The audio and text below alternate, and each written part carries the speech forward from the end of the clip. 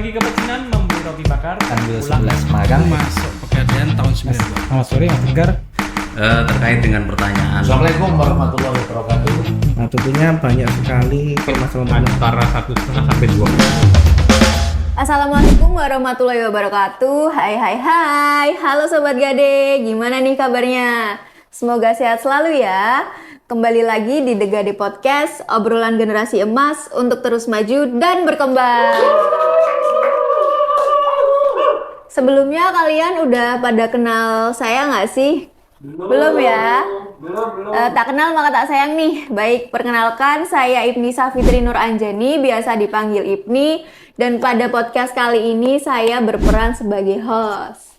Nah, di sini saya nggak bakal sendirian tuh. Saya bakal ditemani dengan dua narasumber kita yang sangat keren. Kalian pada penasaran nggak sih narasumber kita? Siapa tuh? Coba tebak. Siapa ya? Penasaran banget. Wah, mirip. Syahrini. Bukan dong. Baik, langsung aja ya kita sambut narasumber kita, Bapak Setio dan Bumia.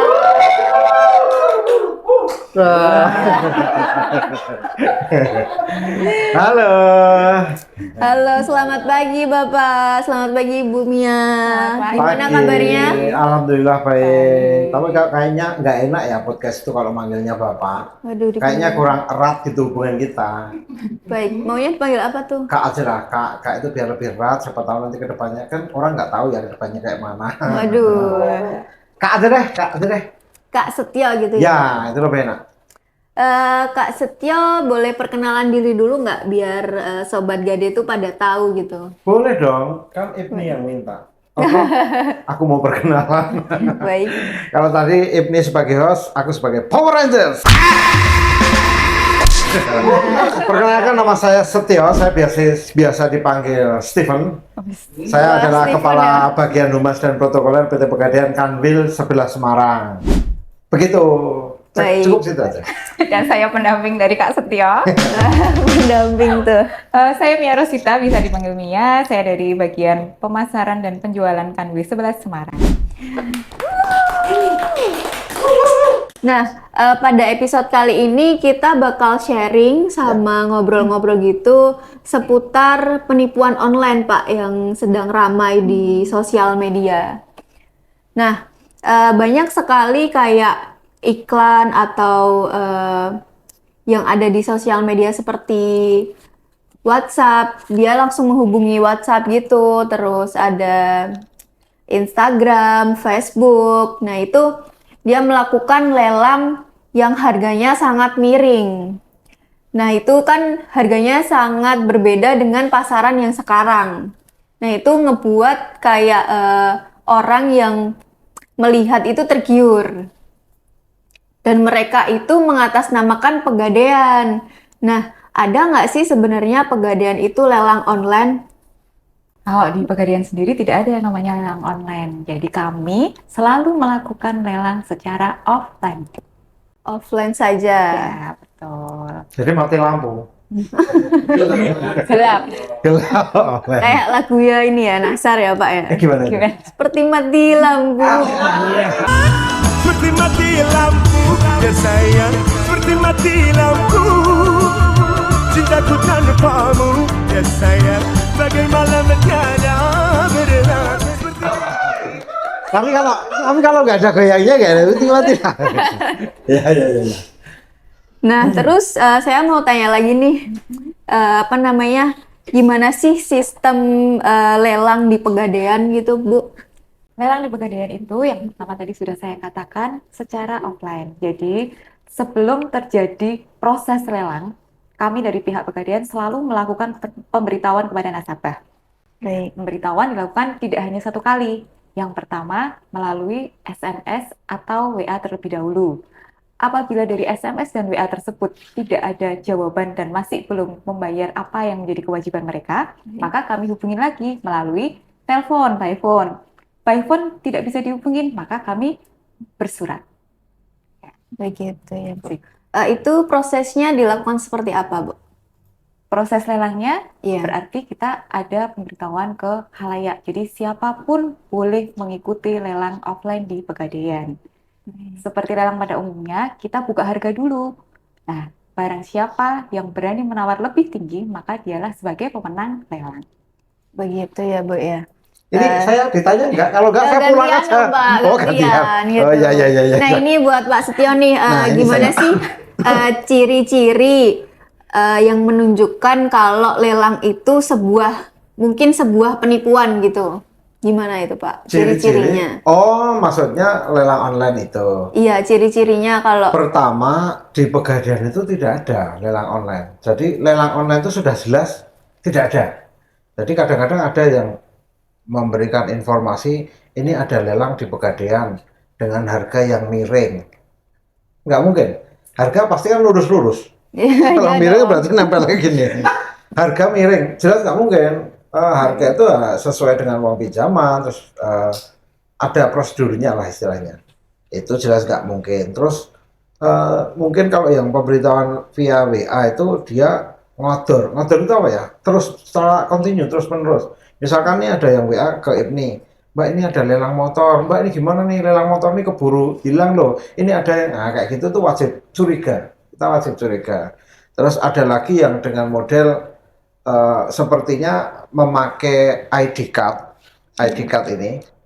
ID card nggak tahu ID card punya siapa di crop, terus ada KTP-nya, terus ada lambang Pegadaian, terus ini dari Pegadaian ini valid, itu nggak ada. Karena apa? Karena memang kita nggak ada lelang online. Lelang online itu ya buatan orang-orang yang menipu itu aja. Oh, itu ada nggak sih Pak barang lelang yang nggak boleh dilelang? Maksudnya kayak barang yang boleh dilelang tuh apa aja gitu? Yo kalau barang sudah jatuh tempo ya dilelang prosedurnya. Memang harus seperti itu. Peminjaman misalkan Ibni melakukan transaksi di Pegadaian nih dengan menggunakan emas perhiasan. Sudah peminjaman 4 bulan, kok Ibni nggak memperpanjang, nggak bayar bunga, nggak nyicil, nggak ada hubungi ke Pegadaian seperti apa, nanti kita akan kabari. Kita seperti Mbak Mia sampaikan tadi, ada by WA, by SMS, by phone, by surat. Kalau sudah tidak ada konfirmasi ya kita Jadinya lelang. bye-bye gitu ya Pak? Ya, bye-bye. Bye-bye gitu. Nah, selain penipuan online tuh ada nggak sih kayak penipuan yang lainnya gitu, Bu? Ada, yang baru marak ini kan penipuan mengenai pemenang segala sesuatu yang seperti badai emas itu ya. Jadi ada penipuan berupa memenang umroh, memenang logam mulia. Nah, itu biasanya si pelaku atau pihak ekstern ya, saya katakan pihak ekstern karena nggak mungkin Pegadaian melakukan penipuan ke nasabahnya sendiri, ya kan? Itu selalu memberitahukan informasi secara tagih ngodor. Nah, dan nasabahnya kurang panti-wanti lan waspodo. Jadi istilahnya itu mereka asal karena saking bahagianya ya. Jadi aku dapat umroh nih gitu. Asal disuruh transfer sejumlah uang muka atau berupa pajak itu mereka langsung transfer aja kayak gitu. Tapi itu anu juga loh ya. Kalau orang awam dapat informasi kayak gitu pasti akan ngerasa, seneng. Jadi kan dia nggak konfirmasi dulu langsung, disuruh transfer 3 juta langsung transfer aja karena aku dapat umroh. Bahagianya. Iya, saking bahagianya. Bukannya kayak reward itu kayak cuma-cuma atau maksudnya kayak nggak perlu kita bayar nggak sih Pak sebenarnya? Harusnya seperti itu. Cuman kan ada juga yang tipikal maaf ini, ada nasabah atau masyarakat yang kurang paham. Jadi saat dia dikasih tahu dia dapat umroh, dia dapat reward logam mulia dengan membayar pajaknya. Yang pernah saya dengar seperti itu. Jadi si pelaku itu menggunakan bahasa ini ada potongan pajak, ini ada potongan administrasi, silahkan membayar 750.000, 1 juta, 2 juta atau berapa itu untuk mendapatkan hal yang lebih gede, mendapatkan logam mulia 1 kilo misalkan. Wah, banyak sekali ya Pak ya. Banyak. Itu untuk ngelempar Ibni juga pusing. Mentul Pak. Oh mentol kalau dilempar. Ya kan itu Pak, mentul. Oh iya. Nah, terkait program Pusing saya. lanjut ya Pak. Iya. Nah, terkait program-program reward umroh yang sudah ada, gimana sih cara nasabah mengetahui itu valid dan bukan gitu Pak, kalau itu penipuan gitu? Ya, yang paling gampang, paling bisa dilaksanakan adalah saat nasabah itu mengetahui atau mendapatkan informasi itu, datang aja ke outlet, tanyakan di outlet, bener nggak ini? Nanti teman-teman yang bertugas di outlet pasti akan memberi jawaban yang benar, yang pasti. Oh maaf ibu, ini salah karena ini gini gini gini gini. Oh ibu, ternyata ini benar, ini sudah diumumkan lewat website kami, ini sudah diumumkan lewat surat kabar, lewat berita online kalau nama yang tercantum di sini mendapatkan undian karena memang kita juga ada undian yang resmi kayak gitu. Jadi silakan kepada nasabah ataupun para masyarakat yang mendapatkan informasi ribet ataupun lelang, silakan datang ke Pegadaian untuk konfirmasi dulu benar, valid dan tidaknya. Baik, Begitu. Pak. Baik ya? Baik, Pak. Bingung kayaknya. Oke. Oke. Nah, lanjut ya, Bu ya. Oke. Gimana sih cara Pegadaian dapat meningkatkan edukasi dan kesadaran pelanggan terhadap potensi penipuan online gitu, Bu? Ya, yang pertama pasti kami akan selalu melakukan literasi ya. Literasi di situ selain literasi produk, kita juga selalu menekankan, kita selalu menyampaikan kepada calon-calon nasabah Pegadaian Baik. untuk selalu waspada. Waspada akan segala sesuatunya seperti lelang online, penipuan reward atau hadiah, ya kan? Seperti itu. Kalau menurut Kak Setio, gimana Sebentar. edukasinya? Kak Mia ini kalau ngomong enak banget ya. Iya. Lembut gitu. Saya Adem ngantuk gitu, banget Pak. ini saya. Apalagi harusnya ada kopi itu kan lupa nih nggak ada. Nah, ini kopi, Pak. Ini kopi aja biji tok. Nah, terus makan minumnya gimana? Lupa tolong dong air dong. Jadi yang kita lakukan teman-teman Pegadaian itu biasanya kita melaksanakan yang namanya literasi, mengedukasi kepada masyarakat ataupun kepada nasabah yang sudah ada. Minum. Ngomongnya sampai kayak gitu saya. Kalau kita mengadakan literasi ke instansi, ke kelompok masyarakat, ke perkumpulan-perkumpulan itu akan kita sampaikan tentang Pegadaian, tentang produknya, dan tentang bahaya informasi-informasi negatif tentang Pegadaian seperti ada lelang online itu yang kita tidak ada, terus ada ribet yang apos-apos yang menipu itu kita juga kita berikan edukasi ke masyarakat. Jadi kita memberikan edukasi pada saat kita literasi itu. Dan juga kepada nasabah yang baru datang ke outlet, pada saat mereka melakukan transaksi biasanya kita ajak ngobrol biar rasonya itu dapat, terus nanti si nasabah itu dalam bertanya atau melaksanakan transaksi di Pegadaian lebih enak seperti itu. Biasanya ada syarat nggak sih buat orang itu tuh, nasabah itu dapat reward gitu? Ya, yang jelas dia melakukan transaksi ya. Ya, selamat transaksi. Itu, Nanti ada banyak- poinnya. Oh, poinnya gitu ya. Ada Ada poinnya. poin. Berarti nggak yang bukan undian yang di apa? Yang di kopiok. Yang kopiok gitu Itu Pak. pitulasan. Itu pitulasan. Besok ada. Pitulasan ada. Nah, itu kayak apakah Pegadaian memiliki kebijakan pengganti atau kompensasi untuk korban penipuan online di platform mereka gitu, Bu? Tidak ada. Jadi, karena itu pelakunya adalah pihak ekstern, bukan dari pihak Pegadaian, maka kami tidak akan melakukan penggantian kepada korban. Kami hanya bisa melakukan edukasi agar tidak terjadi korban-korban kembali. Seperti itu. Oke. Ya. Nah, Itu maaf kacamatanya agak turun. oh, Nanti kalau sampai mendelep nah ini kan. Nah, ini kan lebih, Aman, Pak. lebih enak. Iya. menurut Bapak kebijakannya Cantik. Oh, apa sih? Apa sih? Bukan dong. ini Oh, bukan dong, ini. Pak. Iya, Pegadaian tuh milikin kebijakan apa lagi gitu, Pak? Maksudnya kebijakannya gimana itu? Untuk pengganti kompensasi, Oh, pengganti enggak atau ada. kompensasi gitu. Karena penipuan itu dilakukan oleh pihak luar ya, bukan Iya. dari Pegadaian. Kalau Pegadaian valid pasti.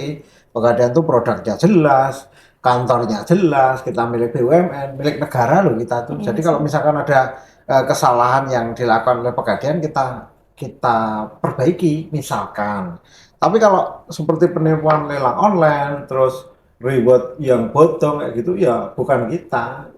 Cuman kita yang malah dicatut namanya diikutkan di situ. Sebenarnya kita dirugikan juga itu.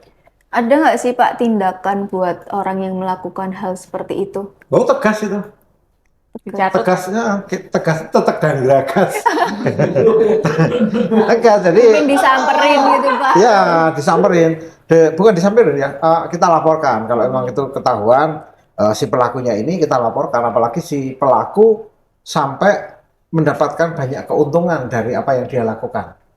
Itu kan pencemaran nama baik. Pertama pencemaran nama baik, apalagi kalau dia sih sampai pelaku itu mendapatkan keuntungan kan kita yang dirugikan. Pasti akan kita laporkan ya. Betul. Baik. Begitu. Kok dari tadi buat baik aja lah. Lah iya. Banyak jos itu. Jos Pak, jos. Sangat menjawab Nah, gitu. sahabat-sahabat Gade. Iya, betulin dulu kata-matanya. Mungkin pertanyaannya itu saja sih, ada tambahan dari Kak Setio dan Kak Mia. Tanya lagi dong, masa segitu dong. Saya semangat tuh, ini lagi semangat. Sudah jam pulang ini Oh, Pak. sambung lagi. Baik, yang jelas ini saya akan memberitahukan ke teman-teman pemirsa, ke nasabah ataupun masyarakat ataupun orang-orang yang menonton podcast gini, Sahabat Gade ya Pak. sahabat Gade, silakan datang ke Pegadaian. Kalau dulu mindsetnya Pegadaian itu orang-orang yang maaf kurang mampu, sekarang berubah karena ada istilah punya uang, tidak punya uang, datangnya ke Pegadaian.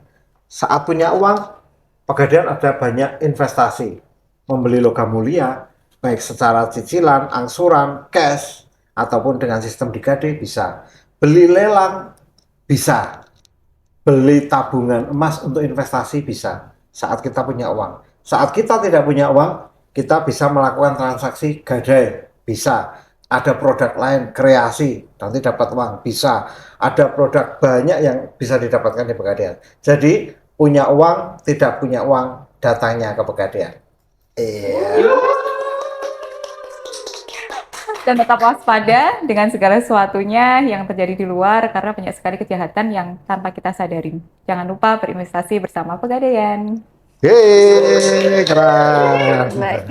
Oke, sebelum kita closing nih, saya mau kasih tahu ke Sobat Gade kalau kalian harus berhati-hati dalam menerima informasi, entah itu terkait penipuan atau reward umroh yang mengatasnamakan Pegadaian.